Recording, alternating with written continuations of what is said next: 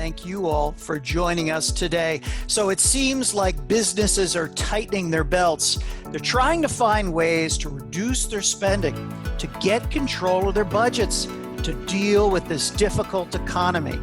But doing that is easier said than done for many businesses. Today, we're going to show you how budgetary control solutions can help extend the value of your ERP and provide you with the spend management and budget control that your business is after. I'm pleased today to be joined by Mike and Brian, who are going to share their insights on how it is that organizations can go about building a business case for an automated budgetary control solution. Before we get started, I wanted to share a few notes about the sponsor of today's webinar, Piango. Piango provides automated financial solutions that extend your NetSuite ERP investment. Their solutions are natively built in the NetSuite platform. They've been a partner of NetSuite since 2013. They have more than 100 NetSuite customers, and they have experience across multiple industries. These are just some of the customers that Piango serves every day. If you're interested in learning more about Piango and their suite of solutions for budgetary control and spend management, I encourage you to visit their website. There's no question that the economic upheaval caused by the pandemic has increased our business focus on spend management and budgetary control. Before the pandemic, about 3/4 of all businesses had a spend management program in place. This made perfect sense, right?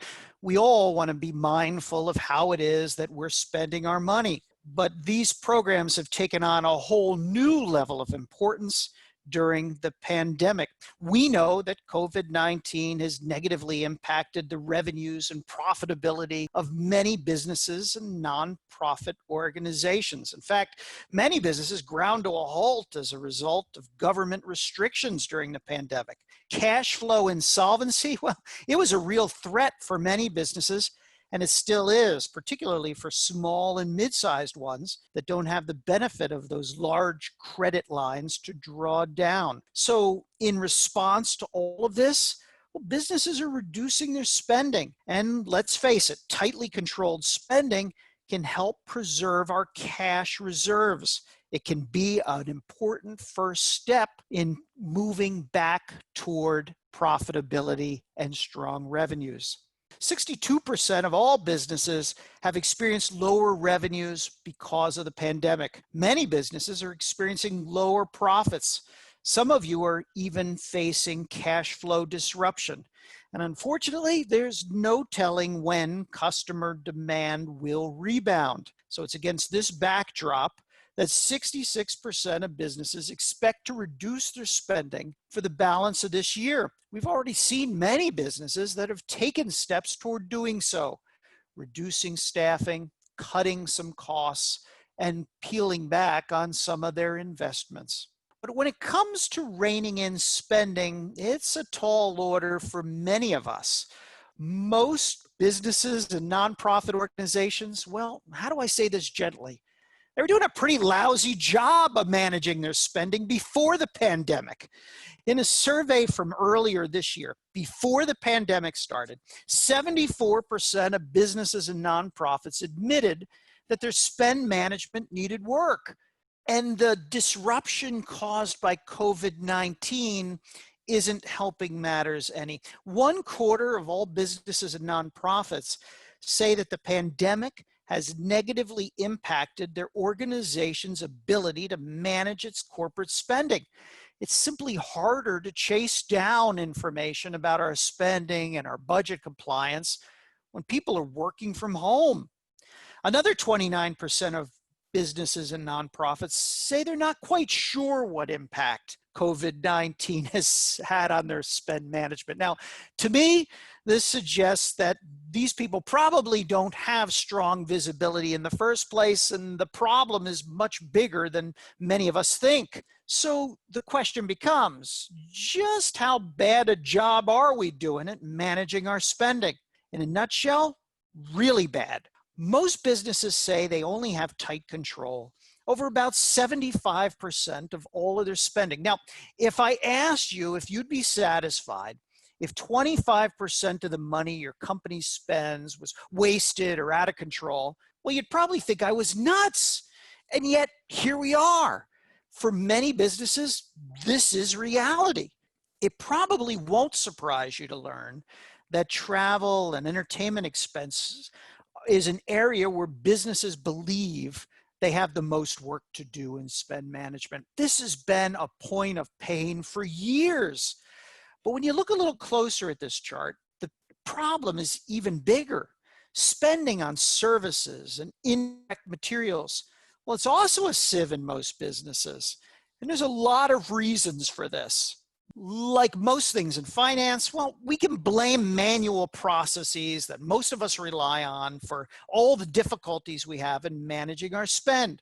While we've invested big money in state-of-the-art ERPs, for example, many of us still lean on spreadsheets for reporting. Yes, I said spreadsheets.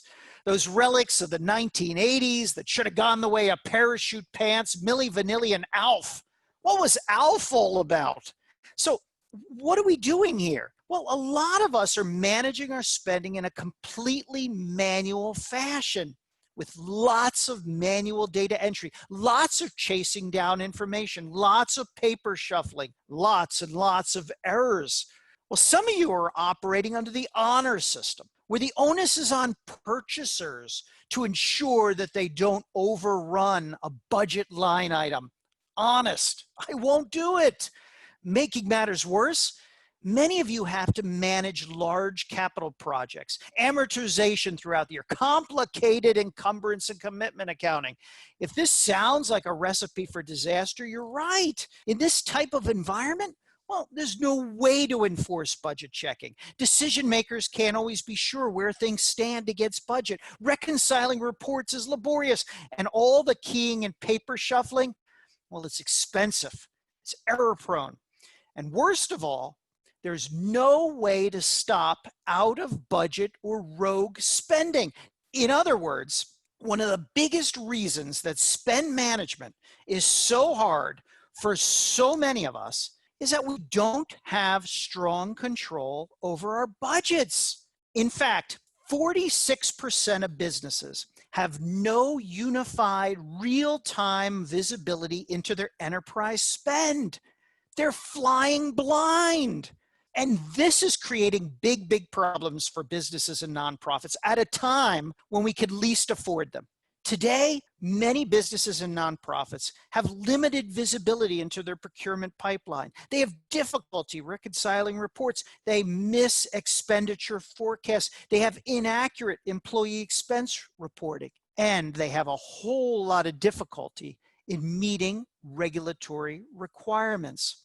Well, clearly, investing in a world-class ERP, it's a good first step, but it's not enough to manage spending and control your budgets tightly. What businesses and nonprofits need is an automated way to do it, a way to tightly integrate budget control with that world-class ERP. And that's what a budgetary control solution does. It improves spend management in three important ways. First, it automatically checks budget availability prior to vendor obligation, so we don't have to try and put the genie back in the bottle.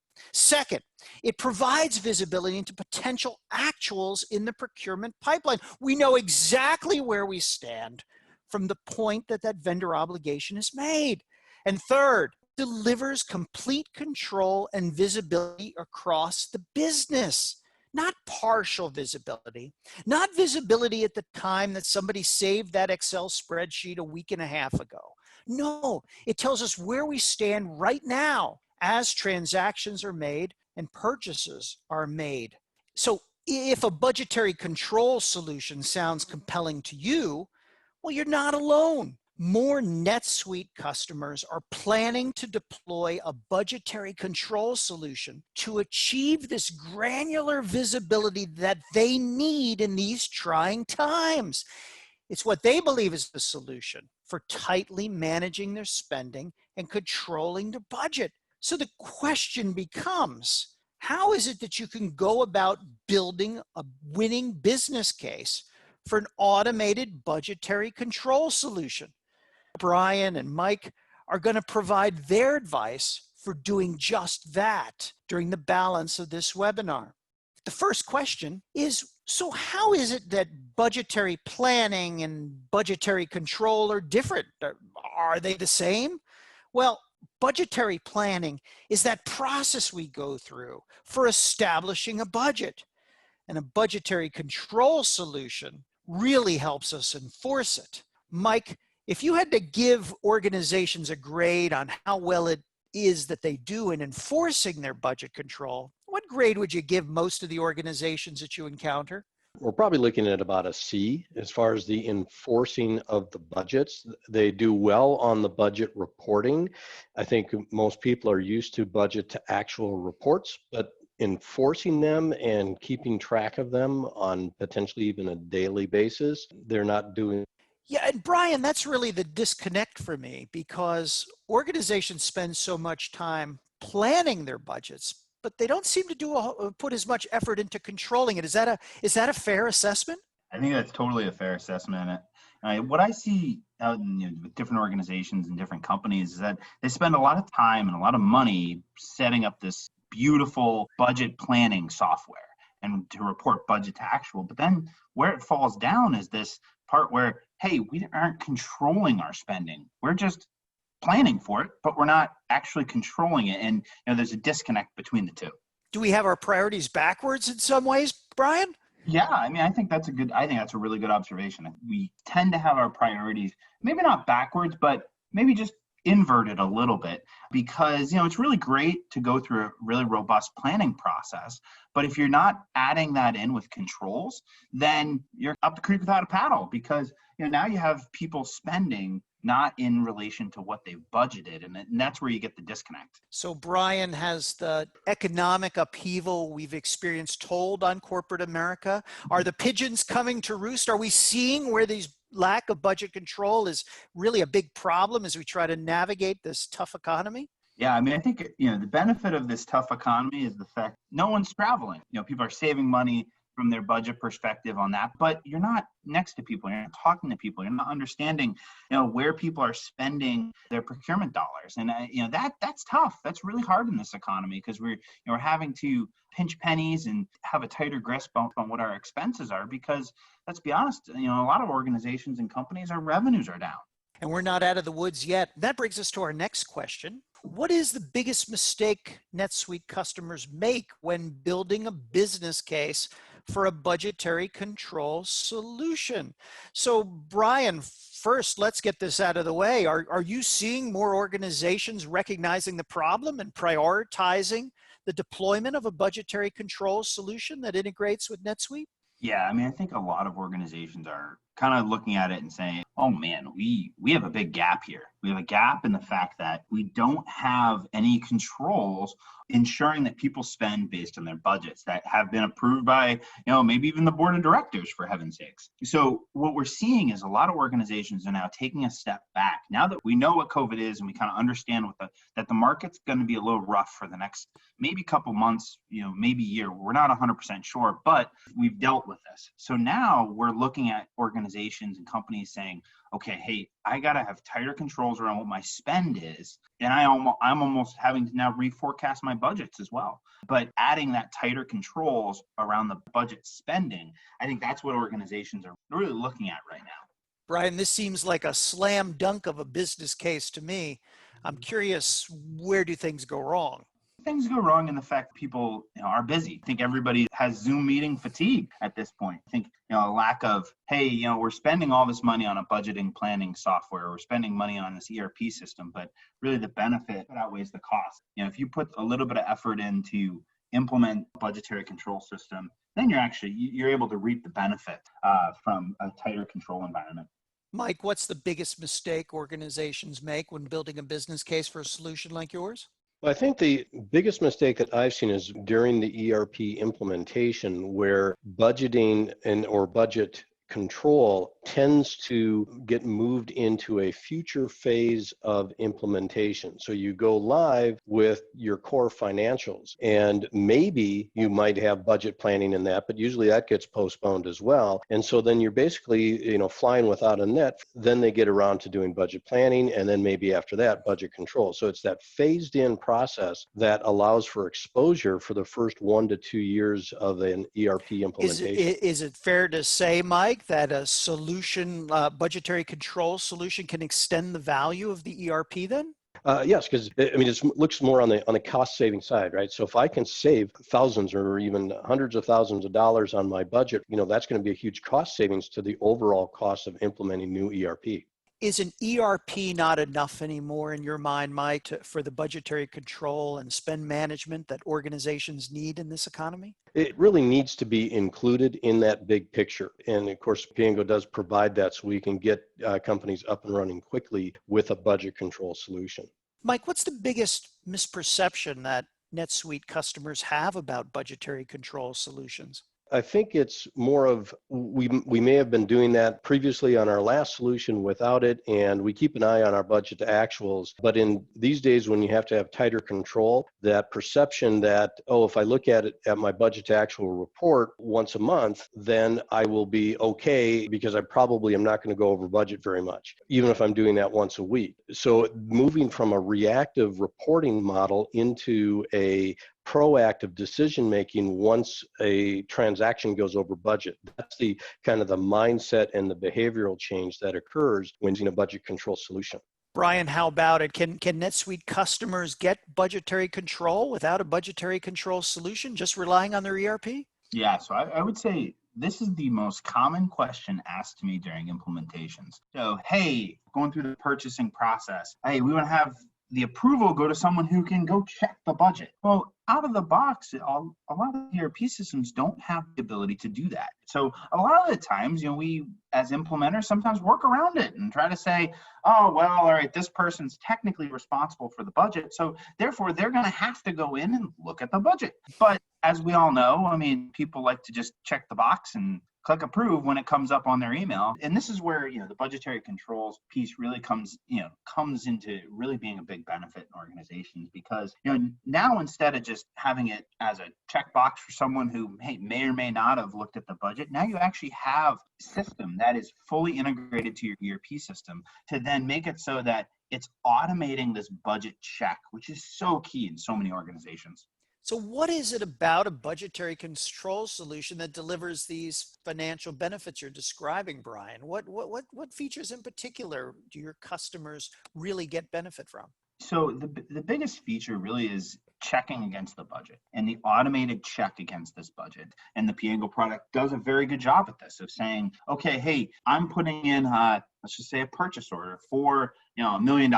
And let's say, it's going to go against IT expense. As you went through the budget process, you actually said, okay, hey, we're only going to spend about $500,000 on IT expense this year. So what it does is it actually then forces you to say, oh, wait, I actually either need to do a budget adjustment to adjust the budget, which is obviously a process that needs approvals on, but it will stop people from actually creating that line item, or it will warn them to say, hey, you're a little out of budget here. And as it goes through the approval process, it can show that you're a little out of budget on this. Mike, how about it? Which features of a budgetary control solution seem to deliver the biggest bang for the buck? Obviously, beyond control that Brian just covered, the next area is flexibility. When you're looking at your ERP from a core financials perspective in your GL, your general ledger, you have certain requirements to have to report by accounts and different dimensions. You might be budgeting by a different set of dimensions. And so you need a solution that can look at or slice and dice that financial transaction impact data in different ways. And then, once you're able to do that, so for example, we have customers that like to budget by what's called an account group, a collection of different GL accounts, or maybe they'd like to budget by a project and a department level, right? So there's a wide variety of options that you have within NetSuite to budget in different dimensions. Once you've got that down, then the next thing is we can look at more granular level of detail beyond just the standard budget to actual, because now we can look at that procurement data, or what more generally would be called unapproved transactions that may not be posting to the general ledger yet, and we can get visibility into that spend before it actually hits the general ledger. So that's where the true encumbrance accounting comes into play, because we can look at a pre-encumbered or pre-committed or soft committed amount and then an obligated amount. So we can track that data throughout the procurement lifecycle. Talk to me about the construction industry. It seems to me that large capital projects would be particularly difficult to control budgets. How does a solution like this help there, Mike? You want to be able to budget by a project, but I also need to budget down to what's called the task level. I've got various parts or phases of my project that I'm working on, and each of those tasks will have either supplies or resources that are allocated to them, and you want to be able to track all of those detailed expenses. And specifically within NetSuite, task is not one of the standard segments that comes out of the box. So you have to be able to model that within the NetSuite system, and Piango can provide that level of granularity. How about for nonprofits? How can a budgetary control solution help a nonprofit, say a charity or a school? So a key thing there is compliance.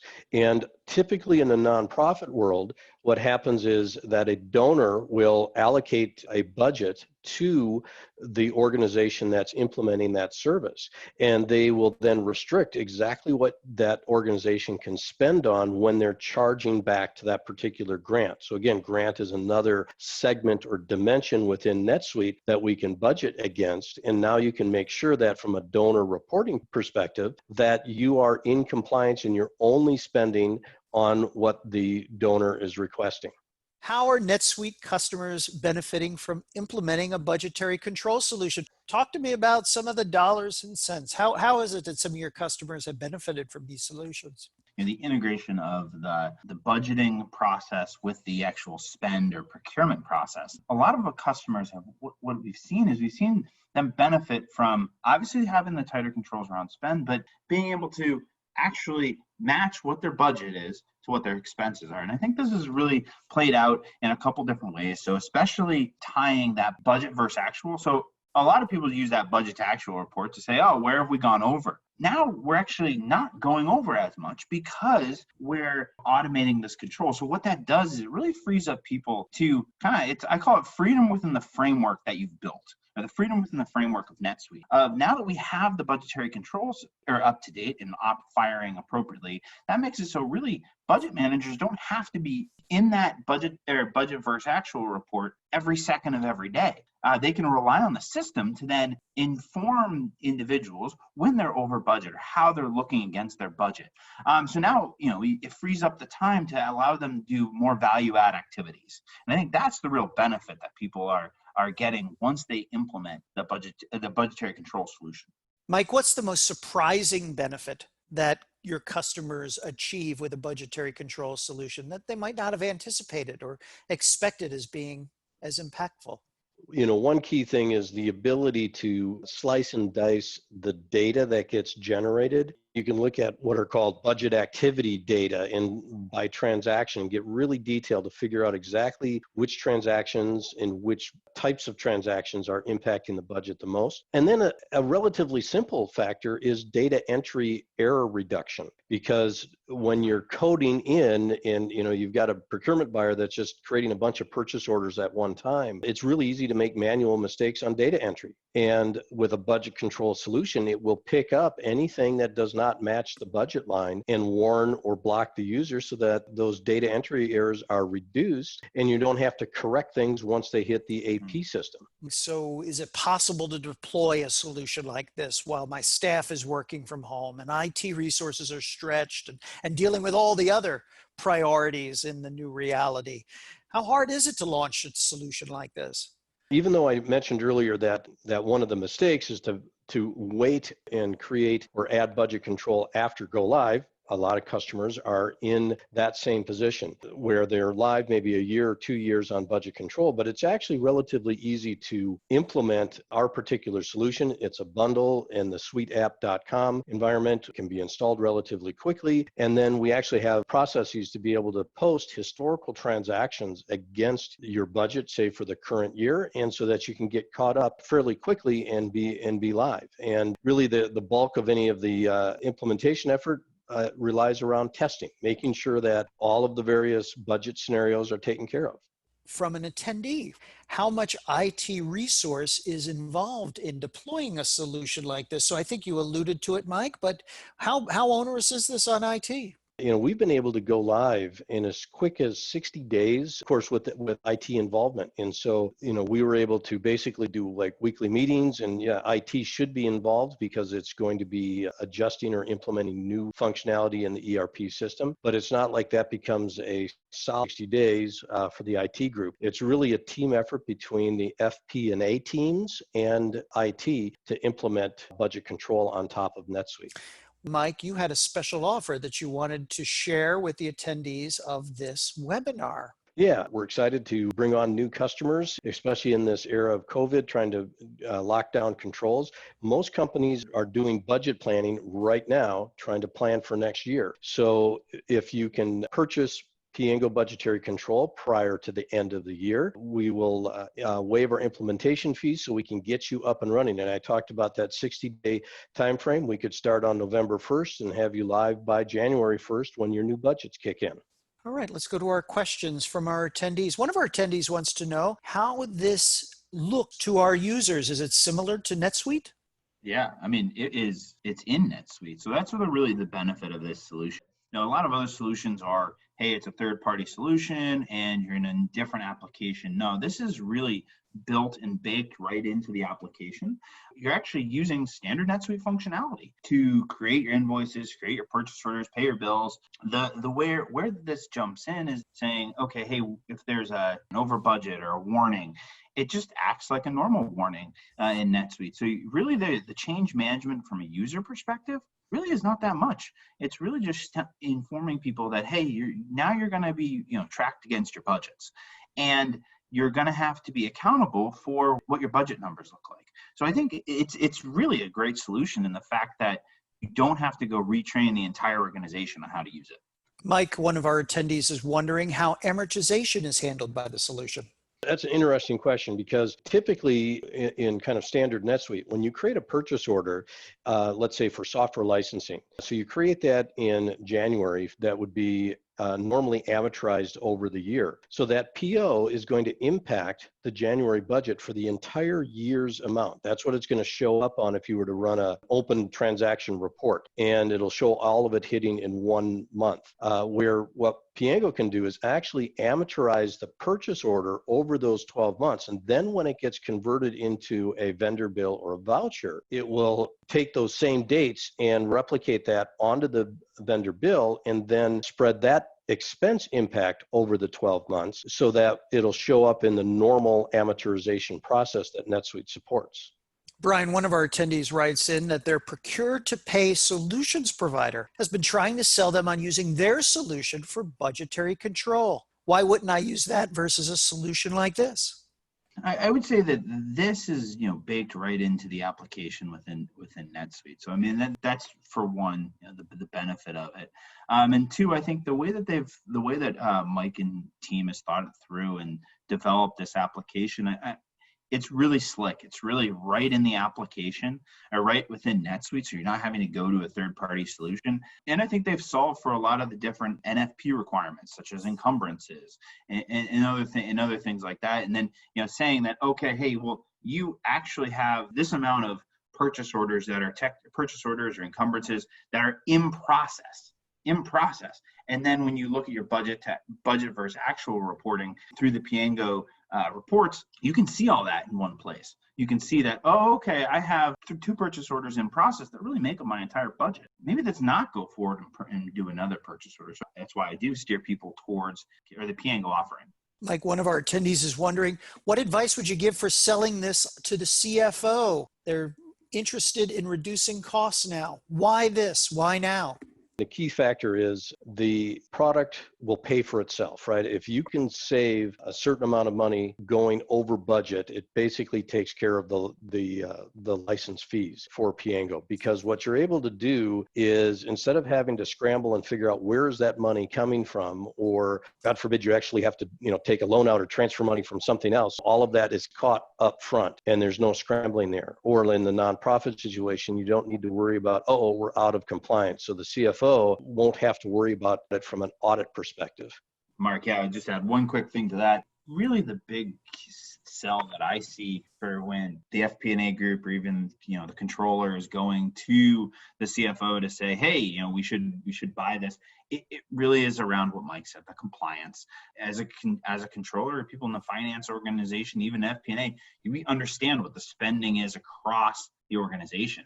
And we understand how things can get a little tricky. People will either go out and spend what they think they have from a budget perspective, but it doesn't align with either the mission statement of the organization or the goals of the company. I mean, I think there's a lot of things like that happen. So I think when you're building that business, part and parcel is saying, hey, CFO, this is where we've been out of compliance, or this is where bills have been coded wrong in the past and has caused us to go over budget when we've actually gone back at month-end close and said, oh, we have to reclass this or we have to reclass that. The benefit of this solution is it really keeps it all in one place, and you put your controls on the front end, not in the back end, which is, I think, a lot of what ends up happening with a lot of finance organizations. And that will be our final word. Brian, Mike, thank you so much for an excellent presentation and for sharing your insights with us today. And thank you all for joining us and taking time out of your busy days to spend time with us. If you would like to contact Brian or Mike, their information is on your screen. With that, on behalf of Piango, this is Mark Rousseau. Thanking you all. Stay well, stay safe.